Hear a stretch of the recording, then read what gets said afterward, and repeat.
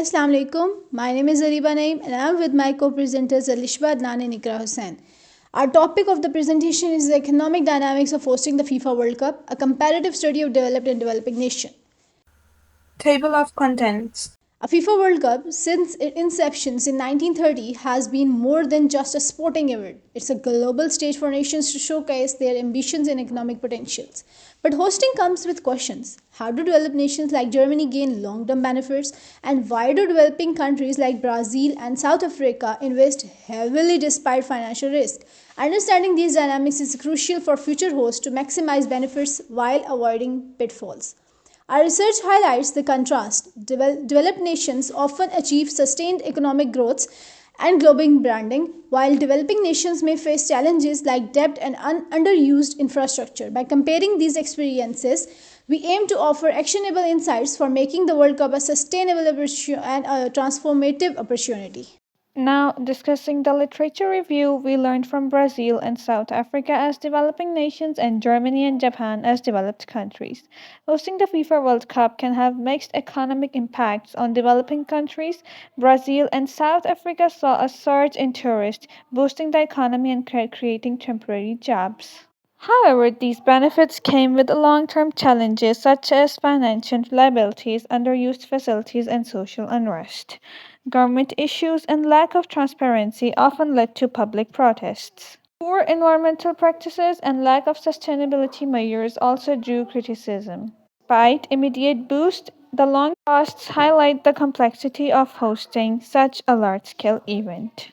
In contrast, hosting the World Cup in developed countries like Germany and Japan brought significant benefits. These nations experienced an influx of tourists, resulting in an economic boost and job creation.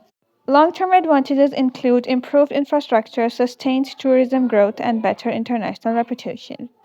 Effective resource management and strategic planning minimized controversies and maintained public trust. Sustainable and eco friendly measures and recognition for environmental responsibility, leading to lasting positive economic impacts. Our research provided broader lessons and comparative insights. Current studies often lack sufficient comparisons between developed and developing nations and emphasize the need for better planning and community involvement.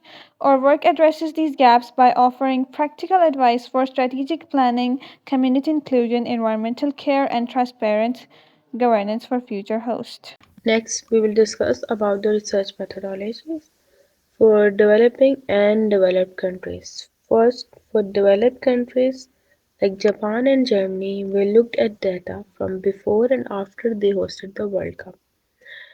Factors included building infrastructure, tourism income, improving technology, and good planning.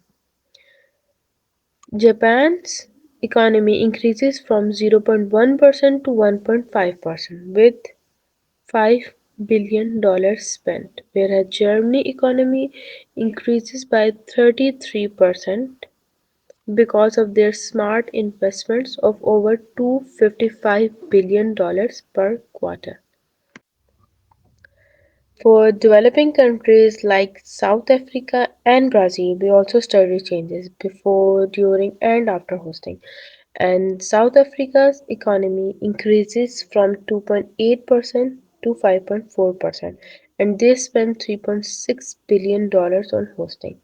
However, Brazil's economy fell by 30% over 5 years due to poor use of resources. The comparison showed that developed countries get long term benefits like economic growth and good management, but developing countries see short term benefits and face long term issues like debt and unused stadiums. So, the lesson is clear.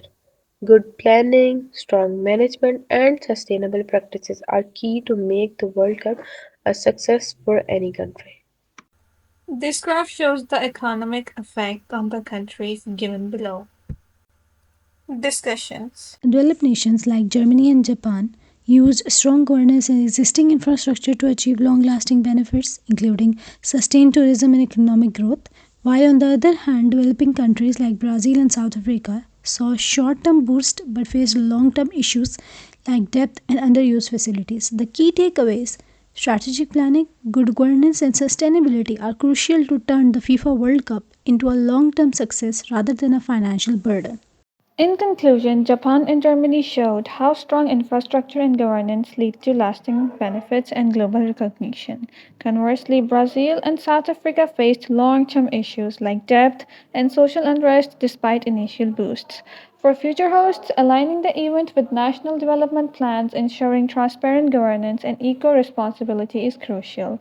By combining strategic planning, governance, and sustainability, the FIFA World Cup can become a catalyst for lasting positive changes. Thank you.